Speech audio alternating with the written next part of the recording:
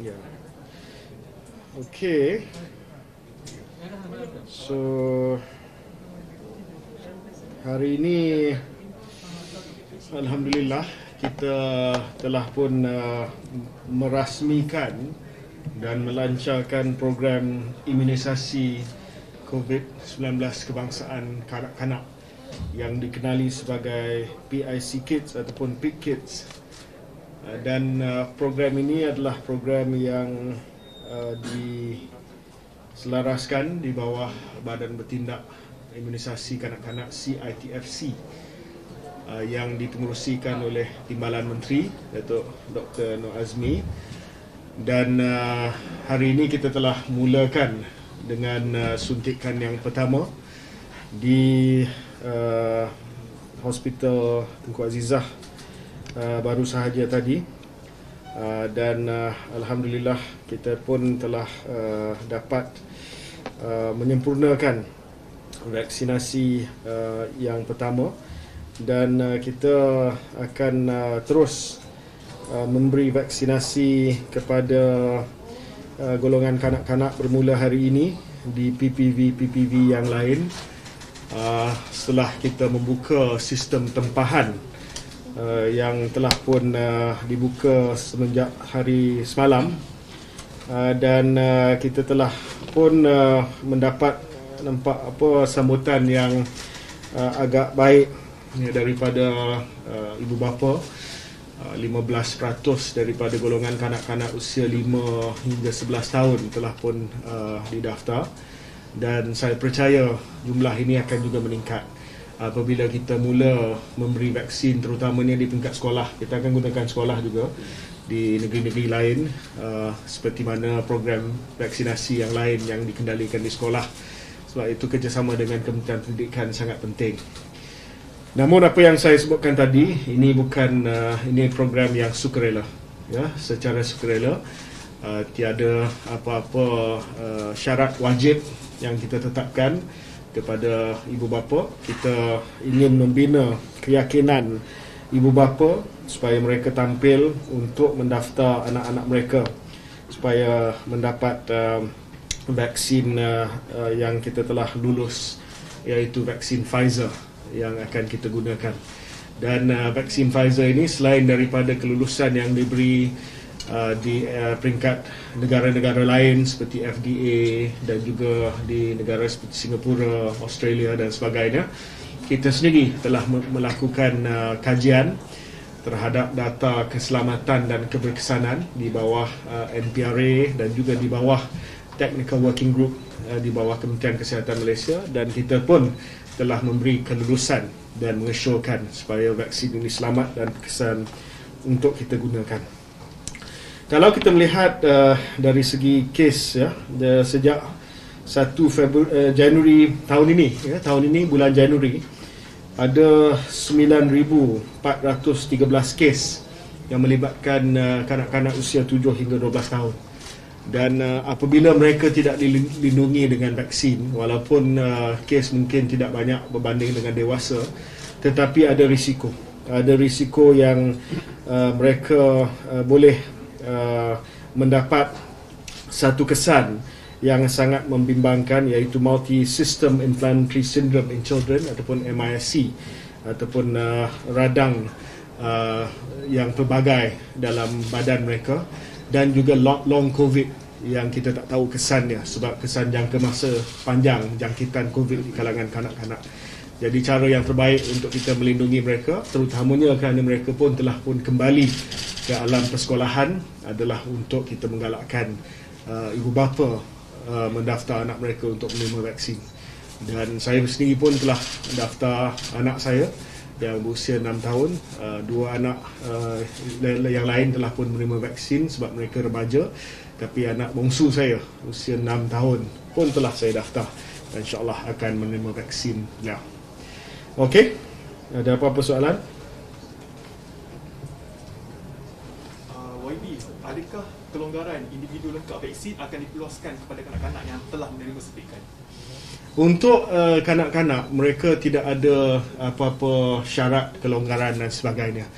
Ya, sebab kalau kita meletakkan syarat hanya kanak-kanak yang lengkap vaksin boleh diberi kebebasan, kelonggaran, maka itu dilihat bukan secara sukarela lagi dah. Itu dilihat sebagai agak sedikit menggalakkan, ya, menggalakkan lebih daripada menggalakkan.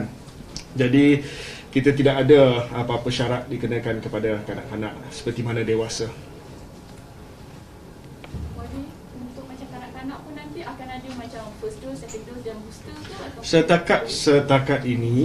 Setakat ini kita tiada apa-apa sure daripada kumpulan pakar kita sama ada dos penggalak untuk remaja ataupun untuk kanak-kanak. Setakat ini 3 hari bulan Februari. Saya kena sebut, kalau tidak video tu akan diulangi. Macam saya kena itu dos penggalak tak payah, lepas tu dia ya. Bagi Man, ya. bagi saya ada 2 soalan berhubung dengan tiket. Satu berhubung dengan sasaran KKM. Boleh bagi sebutkan berapa kita punya sasaran KKM untuk suntikan vaksin dalam kalangan kanak-kanak. Satu, soalan kedua mungkin bagi boleh jelaskan tempoh sedemikian 8 minggu daripada dos pertama sehingga dos kedua. Apa asas sebagai? Ya. Your target CITS ni? 70 for the first dose, and By then 70 in 2 by- months it is 70 by when? first month. First month. Oh, okay. Semalam saya kata saya harap separuh, ya, pada akhir bulan Februari ni. Tapi pengurusi CITFC dia lagi yakin, dia kata 70% first dose by end of this month. Good luck to you. Sini je. Okay, dah ada. Kita sasaran okay, ya. Ni lama punya. So kita harap I mean bagi saya lah, kalau sekiranya kita dapat lebih daripada separuh untuk kohort ini 5 hingga 11 tahun bagi bulan Februari, maka saya rasa itu adalah sasaran yang baik. Tapi CITFC mungkin want to go more than that. Okay, kita dari segi bekalan cukup, insyaAllah. Bekalan akan dihantar setiap minggu daripada pihak Pfizer.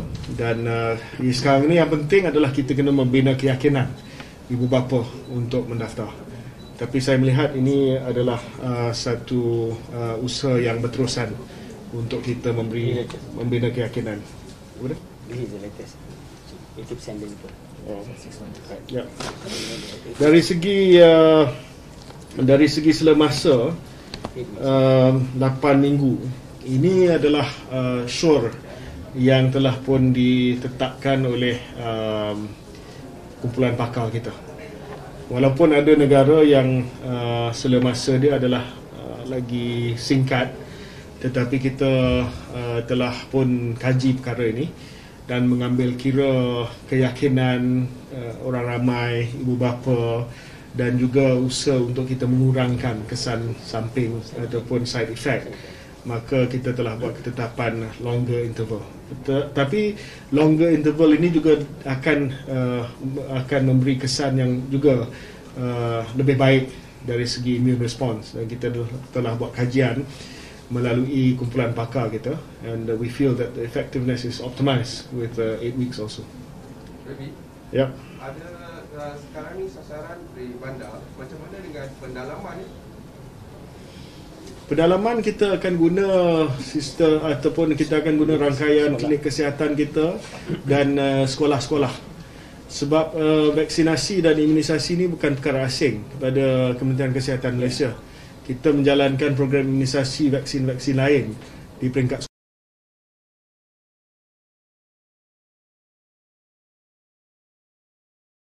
masalah dari segi penyampaian vaksin. Untuk program remaja pun kita buat di sekolah, sudah pun sampai ataupun mencapai tahap 90% remaja kita telah menerima vaksin. Jadi saya rasa sistem ataupun pendekatan yang sama akan diguna pakai untuk big kids ini. Tambah soalan lagi. Sasaran 70% tu termasuk pendalaman dan ibadah. Semua.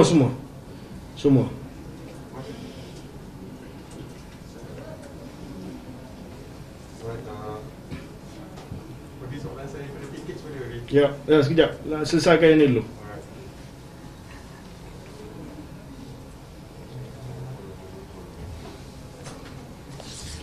Ada apa-apa lagi? Wagi YB, saya ada soalan. Ya.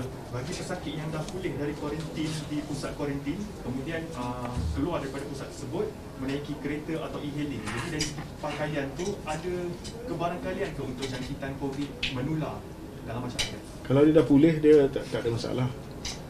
Ada usaha pada kementerian tu untuk sanitiskan pakaian tu ke? No. Oh, dia memang itu Ya. saja. Dengan lagi satu, YB, kebelakangan ni kes naik dan semakin membimbangkan. Apakah perancangan daripada KKM sendiri untuk atasi masalah? Saya dah sebut bahawa kes akan meningkat sebab kita sudah pun ada Omicron di negara kita. Dan bila ada varian Omicron ni keboleh jangkitan dia lagi tinggi. Kalau kita melihat negara-negara lain, kes mereka pun meningkat dengan mendadak. Tetapi sekarang ni apa yang penting adalah bukan sangat bilangan kes, tetapi keseriusan kes tersebut. Kalau keseriusan kes tersebut sudah pun semakin kurang, maksudnya tidak memerlukan kemasukan ke hospital dan sebagainya, maka kita boleh terus dengan perancangan kita untuk membuka negara kita. Dan Kementerian Kesihatan Malaysia akan sentiasa pantau data yang terpenting, iaitu kemasukan ke hospital, kemasukan ke unit rawatan rapi, kadar kematian. Itu yang menjadi data ataupun indikator yang penting. Kalau kita melihat kes, sudah pasti kita akan rasa risau. Sebab kalau dulu 2-3 ribu, sekarang dah 5 ribu. Dan ia akan sampai, mungkin lebih daripada itu. Ramalan kita menunjukkan bahawa mungkin ia akan sampai lebih daripada apa yang kita telah mengalami selama seminggu yang lepas ini. Tetapi seperti mana yang saya sebut semalam dalam kenyataan saya, kita jangan panik. Kita tengok kepada angka-angka yang penting seperti kemasukan ke hospital dan juga kemasukan ke unit rawatan rapi. Sekarang ini kita sudah sampai ke tahap di mana masyarakat pun dah terima bahawa kita kena hidup dengan COVID-19. Kita mempunyai kadar vaksinasi antara yang tertinggi di dunia, one of the best vaccination programs in the world. Dan kita pun sudah biasa dengan SOP. Saya melihat SOP kita berbanding dengan negara-negara lain. Saya baru saja datang balik daripada Eropah, mesyuarat WHO. Kita lebih baik dari segi pemakaian pelitup muka dan sebagainya. Jadi saya rasa walaupun we have to be responsible, we have to observe the SOPs, get our boosters, get our kids vaccinated, but don't be afraid, ya, jangan takut. We can live with this, dan kita mestilah yakin bahawa kita ambil langkah-langkah yang terbaik untuk menjaga diri kita dan menjaga keluarga kita. Tapi pada masa yang sama, kita cuba kembalikan sebanyak mana kegiatan normal yang sebelum kita ada pandemik ini.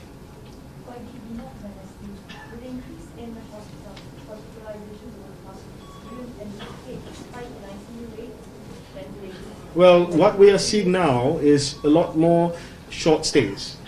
So even if there are increased admissions, what we are seeing are less severe cases and preemptive admissions, and also shorter duration of stay.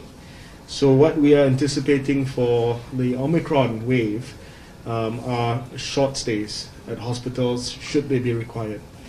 What is important now is that we have a clinical care pathway for those who are most vulnerable.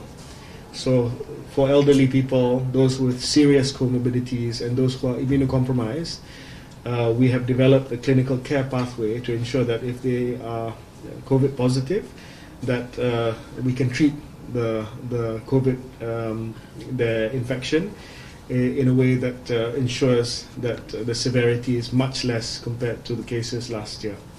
So we will continue to monitor the cases, and should there be a change as far as the severity is concerned, of course Kementerian Kesihatan Malaysia akan memaklumkan kepada orang ramai. But so far we are seeing that the rise in cases is not reflected in severity so far, and that tracks with other experiences of Omicron. I have the director of Hospital KL, she's nodding away, so I take it that that's true. You said the last piece of the puzzle is kit, and that would mean that borders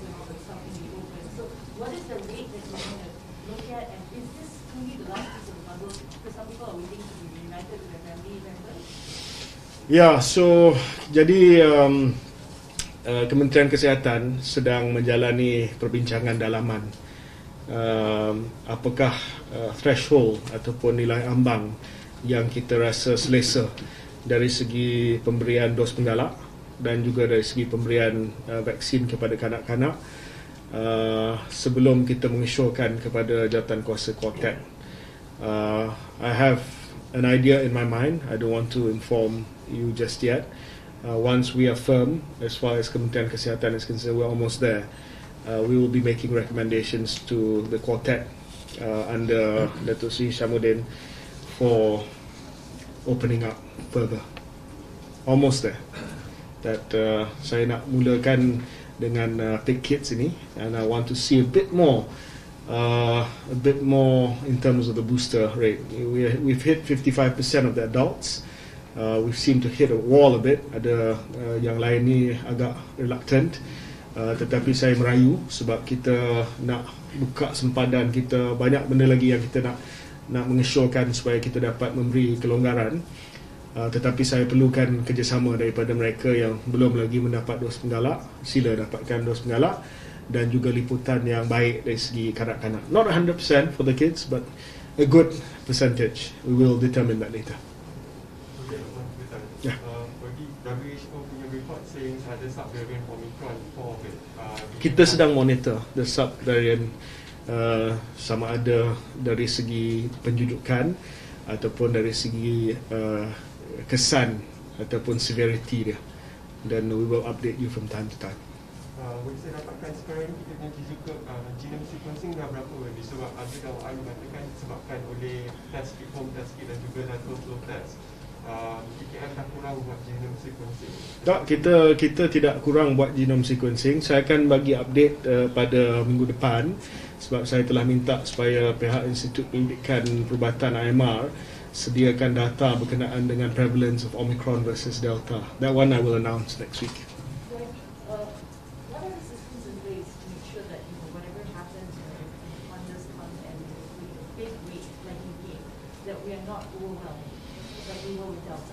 Ya, jadi kita telah pun menggunakan beberapa bulan tempoh waktu di mana kes terkawal untuk memastikan satu admissions pathway kita adalah lebih tersusun, teratur dari segi katil hospital, availability of beds, availability of oxygenated beds, and also ICU. Kita telah mengambil masa yang di mana kes terkawal ini untuk membina kapasiti dari segi modular ICU kita di hospital-hospital besar. So we've added ICU capacity. Kita lebih yakin dari segi decanting pathway. Jadi kalau sekiranya berlaku surge dari segi kemasukan ke hospital, kita dah ada sistem sama dengan hospital swasta untuk kita hantar kes-kes bukan COVID kepada hospital swasta. Decanting ini adalah pengajaran ataupun lessons yang kita telah belajar semenjak Greater Klang Valley Task Force yang kita wujudkan pada bulan Ogos yang lepas. Dan yang penting juga adalah kita sedang melihat kepada clinical care pathway for the high risk group. So we are now going to get the antiviral medicine. We are looking at Paxlovid, the one that is produced by Pfizer, because once we have the antiviral medicine, ini dapat membantu rawatan. This is for treatment. This is for therapeutics. So once we get Paxlovid, I think we've looked at all the available antivirals. We'll buy a basket of antivirals, but I think most of it will be Paxlovid. We like the data coming from Paxlovid. Then it will be part of the clinical care pathway, so that anybody who ends up becoming sick from COVID that requires hospital care will be given the antiviral therapeutics to manage. And I think dengan itu kita memberi keyakinan kepada orang ramai. Most of us who get COVID eventually will either have no symptoms or home care, home isolation. Those who end up getting COVID with a little bit more severe symptoms will be cared for with the best antiviral therapeutics that we will give at the either primary care healthcare level or the hospital level. Alright, Alifah got blue, please. Alifah. Yeah, hi, I'm Alifah from Code Blue. We have two questions on different topics actually, so I'll ask one by one. The first, YB, is just following up on the possibility of opening up more with higher vaccination rates and low hospital ICU admissions. Will Malaysia follow the UK and Denmark in lifting all domestic COVID restrictions, i.e. no more scanning my structure or showing vaccine sets for entry into public premises, and reopening all businesses, including nightclubs as per their usual operating hours, because authorities seem to be going after premises like McDonald's, different parts of Klang Valley for operating past a certain hour. So, comment on that first, YB. Ya, jadi pendekatan kita dari segi pembukaan ekonomi adalah yang pertama bersasar, calibrated, targeted and proportionate. Ya, kita dari segi Kementerian Kesihatan Malaysia, kita bukan mengambil pendekatan buka semua secara mendadak school of thought. Kita lebih kepada targeted, calibrated and proportionate. Sebab walaupun kita yakin dengan satu program vaksinasi yang terbaik di dunia, tetapi kita masih lagi mengambil sikap yang berhati-hati dan membuka secara berperingkat. Tetapi saya yakin dengan adanya Pick Kids dan juga program dos penggalak yang semakin meyakinkan, kita akan dapat memberi lebih banyak lagi kelonggaran dan kebebasan. Some of the things that you have mentioned earlier, we will be bringing to the quartet meeting for discussions. But I can tell you, as far as Malaysia is concerned, as far as pemakaian pelitup muka, that will stay for the foreseeable future. We are still at Kementerian Kesihatan Malaysia not willing to compromise as far as public health measures are concerned. Some of the other things like opening hours and things like that, yes, of course, we will be looking into that. YB, second, second UIB, it's on the generational smoking ban. The government plans to enforce that for those born 2005 onwards, and this cohort will turn 18 next year. So will you use MySejahtera QR codes, for example, or ask people to show their ICs to buy cigarettes or vape to enforce this generation ban? Ya, Kementerian Kesihatan Malaysia rasa sangat-sangat yakin dengan respons daripada orang ramai, yang saya rasa rata-rata majoriti menyokong cadangan yang telah pun saya umumkan di WHO, iaitu satu generational endgame bagi tobacco dan produk-produk smoking. Namun demikian, isu yang sentiasa dibangkitkan adalah penguatkuasaan, dan saya percaya isu ini adalah isu yang penting, tetapi bukanlah isu yang menghalang kita untuk membawa generational endgame tersebut. Of course, enforcement is a big issue and it's a big concern, especially with the prevalence of illicit cigarettes, but that should not be an obstacle for us in pursuing a generational ban. There are many methods ataupun kaedah yang boleh kita guna pakai untuk kita mengawal selia penjualan kepada generasi yang lahir selepas 2005. I'll be looking at many methods in ensuring that we can enforce this ban should Parliament approve the legislation. Next, Haris, Malaysia Kini, Kali Sutra, Ya, salam. Haris Muhammad dari Malaysia Kini. Saya ada satu soalan dan satu statistik sikit. First of all, tadi YB you mentioned about kata apa ni, kajian telah dibuat NTRA dan tidak hanya bergantung kepada FDA dan negara-negara lain untuk vaccination for kids. Can you please elaborate sikit, sebab ada kerisauan di kalangan parents sebab macam di negara luar mungkin anak-anak orang putih lain berbanding dengan anak-anak nations daripada segi tahanan badan. So how is it different? Is it the same dosage untuk diguna pakai untuk big kids? Mungkin lebih sikit. Dan kedua nak minta ni lah statistik how many schools, daycare, preschool yang telah ditutup disebabkan COVID sejak National Recovery Plan, dan berapa banyak kes membabitkan pelajar-pelajar sekolah sejak NRP. Thank you very much. Ya, jadi yang soalan pertama berkenaan dengan dosage dan sebagainya. Dos yang kita guna sama dengan dos-dos yang diguna di negara-negara lain untuk kanak-kanak. Dia tidak ada dos berdasarkan kepada kaum. Semua sama, iaitu 10 microgram of the concentrate of the Comirnaty vaccine. Dos ini adalah 1/3 daripada dos dewasa. Dan kita telah membuat kajian bukan hanya terhadap data yang dikeluarkan oleh Pfizer, tetapi juga kajian yang telah dikeluarkan oleh negara-negara lain. Tadi Haris tanya berkenaan dengan data negara-negara, mungkin negara-negara yang ada komposisi kaum yang lain daripada Malaysia. Kita juga telah melihat perkembangan di Singapura yang mempunyai komposisi kaum yang bukan 100% sama, tetapi mungkin lebih sama dengan Malaysia berbanding dengan Amerika Syarikat, dan kita dapati bahawa tidak ada apa-apa kesan sampingan yang serius ataupun gejala yang serius, dan kita melihat bahawa penerimaan di sana agak baik, dan kita akan terus monitor kesan sampingan kepada kanak-kanak, apa yang disebut sebagai side effect ataupun AEFI, dan kita akan maklum kepada orang ramai supaya orang ramai rasa ibu bapa rasa yakin dan rasa selesa dengan pemberian program PIC Kids ini. Untuk kluster pendidikan yang kita ada mengikut peringkat persekolahan daripada 1 Januari hingga 2 Februari, kita melihat yang paling banyak adalah sekolah asrama di peringkat sekolah menengah, 108 kluster. Dan yang lain semua tidaklah tinggi sangat. Sekolah menengah harian 12, sekolah rendah 13 harian, sekolah prasekolah 10, college berasrama 19.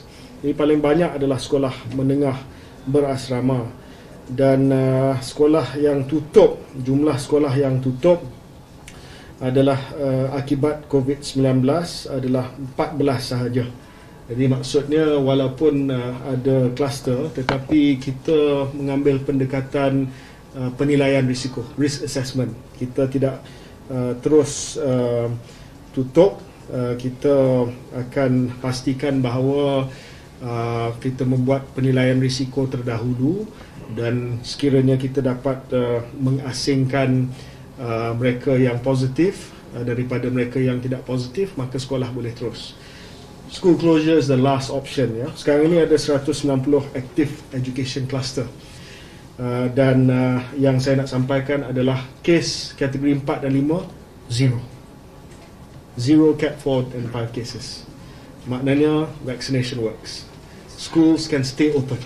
School closure is the last option. Dan kita telah maklumkan kepada KPM, Kementerian Kesihatan membuat penilaian risiko. If we feel that we need to close the school, it will be temporary. Tetapi we want to keep schools the schools open as much as possible. This is very important for children to be back at school. Alright. Ada lagi? That's okay. Ya, ada Luqman, ada soalan lagi? Next, Melissa, BFM, please.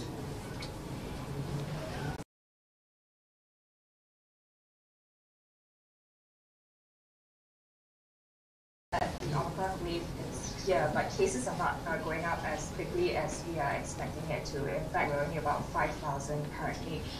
Is there a danger, besides vaccination, is there a danger in people maybe not self-reporting their results of MySejahtera, given that self-tests are more widely available now? And what is the Health Ministry doing to account for this? My second question is, you mentioned earlier that we will eventually become asymptomatic from COVID-19 and just require home care. And given we've got one of the best vaccination rates in the world, at what point will we eventually do away completely with isolation for positive cases and also for close contacts? Thank you. Yeah, for the cases, we have, we obviously in Kementerian Kesihatan kita ada there's a lag in terms of the reporting, so we are aware of the numbers in the days to come. I can tell you for certain that the numbers will go up. Ya, kita dah tahu that the numbers will go up. But apa yang saya nak tekankan adalah dari segi keseriusan kes ini masih lagi keseriusan yang agak rendah. 99% adalah category 1 and 2. So don't look at the numbers now. It will definitely go up. Yeah, I've mentioned this many times. Saya tak tahu macam mana lagi nak sebut perkara ni, but the numbers will go up. Don't be scared. It is going to rise. Perhaps even sharply. Then we have to be ready for that, ya, dengan semua langkah-langkah yang telah pun kita ambil tadi. Soalan kedua tadi, what was the second question? Melissa, can you repeat the question? Lupa tadi. Oh ya. On the isolation, berkenaan dengan tempoh isolasi dan sebagainya, we will be making some significant changes soon. As I announced just now, kita akan membuat beberapa show kepada Quartet yang melibatkan isolasi, tempoh isolasi dan quarantine. But we want to be 100% sure. We're just wanting to wait for the Chinese New Year effect to fully be factored in. Then we will be making some big announcements. Okay? Yeah.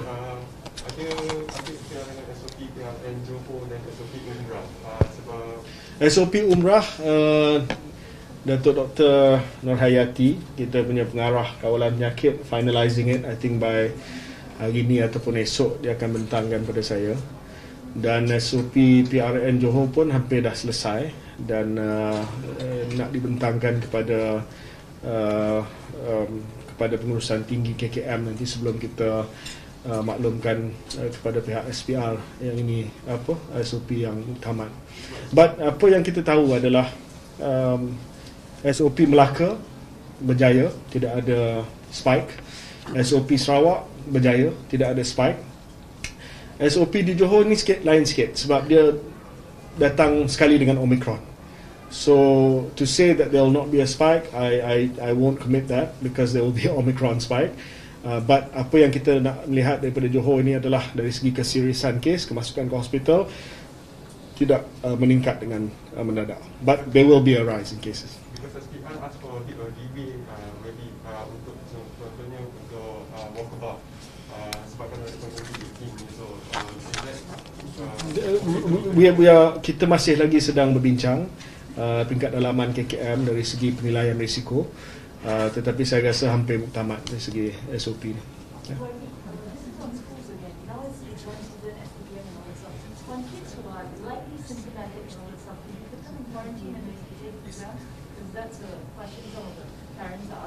Yeah, we'll discuss that with KPM.